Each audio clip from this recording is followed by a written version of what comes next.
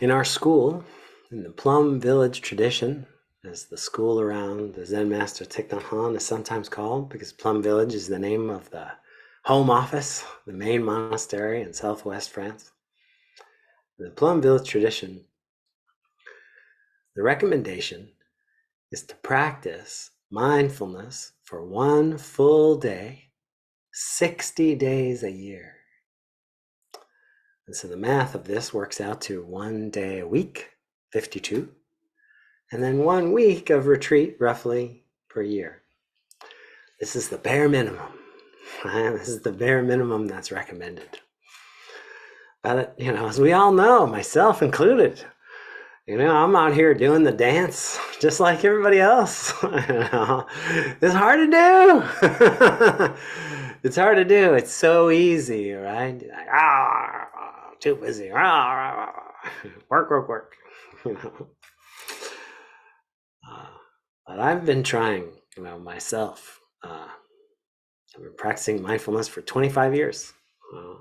I've been trying myself to slow down enough so that every Sunday I can go to the monastery, from 9 in the morning till 2 or 3 in the afternoon, and take a little break, and then come be here at 5 online.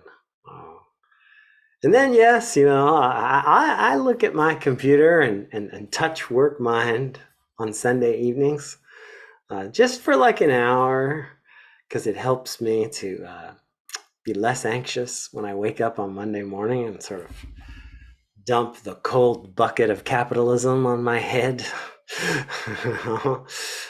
But wow, like having that day, that morning till 6 p.m. of mindfulness, it just feels so good. It just feels so good. As it's happening and cumulatively. To be clear, that I define mindfulness as paying attention with love. And so the day of mindfulness, these 60 days a year that we're being invited to, are not 60 days in a hammock. I did a lot of things today. I drove around. I outlined the talk I'm about to give. On and on and on. But the difference between a day of busyness and a day of mindfulness is that I didn't really care so much about getting any of those things done. What I cared about, what my Nhat Hanh, our teacher's name, which means one action or highest action in Vietnamese, my Nhat Hanh all day was just showing up in the most loving way possible. Showing up in the most loving way possible. So when I got to the bookstore at the Deer Park Monastery at the end of this beautiful day of mindfulness, where 200 people are practicing, and everybody wants to go to the bookstore at the end of the day to get something to take home, to remember. It's hot in Escondido, California right now, like 90s hot. And so everybody wanted a vegan ice cream, myself included. So I got to the bookstore, which has a glass door so you can see inside, So like a little kid, I kind of pressed my face up against the glass and I looked in and I was like, oh no way. I can't go in there. There's like 100 people in that little room.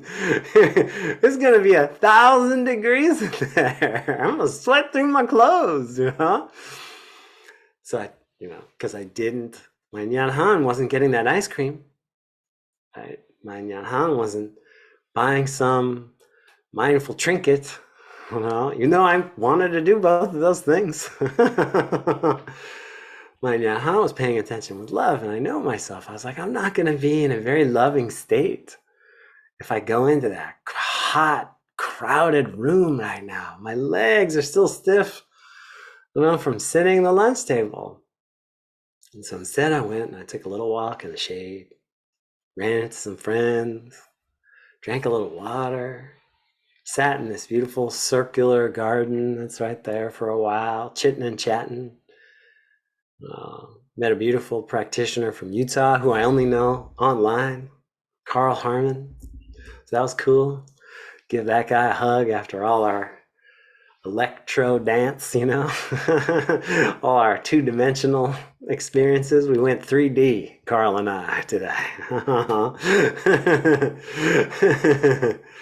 And then, you know, half an hour later or so, lunch rush at the Deer Park Monastery bookstore was over, and I was able to just stroll right in, conduct my business. No muss, no fuss. Well, that's what a day of mindfulness is, right? It doesn't need to look any particular way from the outside. The difference is the intentionality of it. And the same is true with our practice. The other 305 days of the year. You know? We don't have to be wearing these spiritual tuxedos, you know, my snack jacket that I got on here, the symbol of being a member of the Order of Interbeing, a disciple of Thich Nhat Hanh. We don't have to shave our heads. We don't have to levitate. We don't have to walk around, you know, chanting to ourselves all day and inviting a bell as we, you know, walk down the frozen aisle in the supermarket. Not at all. Not at all. Instead, we're being invited to an intention. And holding that intention the way if somebody poured a little bit of precious oil in my palm and invited me to keep it balanced there all day long, right? If that was my intention, well, think about how it would change my attention. Right? Man, I wouldn't be able to rush around, would I? I wouldn't be able to slam on the brakes. You know, I wouldn't be able to walk into a crowded room without being very situationally aware. Like, is that dog gonna bump into me? Are those kids gonna come running? Like, is it safe to sit in that chair right now? You know, right there by the entrance where somebody might not see me, right? Because I'm protecting this precious thing. When I set that intention, it connects me to my attention. And this is what mindfulness is. Mindfulness is an intention to be as loving as we can be throughout the day. In our practice, love means joyful, compassionate, kind, inclusive, and equanimous. Love in Buddhist parlance means all of those things. And so if I set the intention to be as joyful, compassionate, kind, inclusive, and equanimous as I can be, the only way I can hope to do that is to pay lots of attention, right? To be very present for what's going on. If I start daydreaming, if I start getting distracted, man, you know, I'm wrapping my mindfulness around a tree on the side of the road. You know, I gotta be focused. But then, right, we know that our ability to focus is very limited.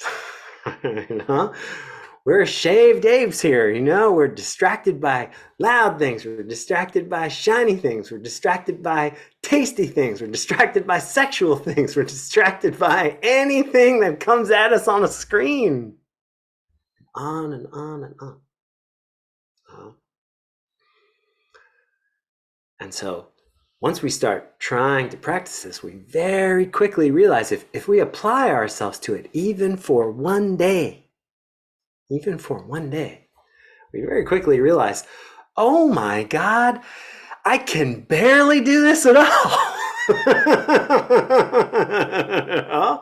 And we have to deal with that bucket of cold water, right? There comes that place, you've probably all hit it in your own practice, where you have to accept that you cannot stop your thoughts from thinking, that you cannot stop the distractions from distracting you, that you cannot stop yourself from doing often the opposite of things that are compassionate, kind, joyful. That being a human being means that you're going to experience all of the feelings, and that you're going to continue to behave unskillfully, even self-destructively at times. And so the real practice begins then, when you try to practice it doesn't work. That's where the rubber meets the road. That's where you get to start the work of looking at yourself in a loving way. Looking at yourself with joy, compassion, kindness, inclusivity, and equanimity. Mindfulness is often described as an embrace. And it's very easy for all the obvious reasons, for the way our culture is designed, for the way our language is designed, for the way our economy is designed, to try to externalize that idea, right? To think, oh, I'm a mindfulness practitioner, so I'm going to go walking around hugging homeless people. I'm a mindfulness practitioner. I'm going to walk around hugging trees, There's nothing with doing those things. There's nothing wrong with doing those things. But they will not be effective. They will not root your experience in loving attention if the first embrace is not from you to you. To you. This is countercultural. This is revolutionary in our culture. This idea that what's going on inside of me is leaps and bounds more important than all of the externalities, than how fancy my clothes are, how big my bank account is, how shiny my car is, how many people look when I enter the room. Yeah. So I wasn't planning on saying any of that today. That has nothing to do with the talk I was planning, which is fine.